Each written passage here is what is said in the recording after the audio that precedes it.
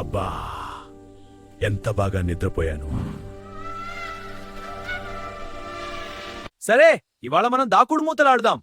1 2 3.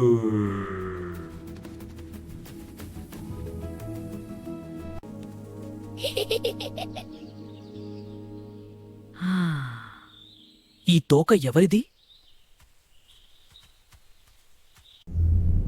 పట్టేశా. అయ్యో, నేను నవ్వు ఆపలేకపోయాను. ఇప్పుడు గర్జన పోటీ.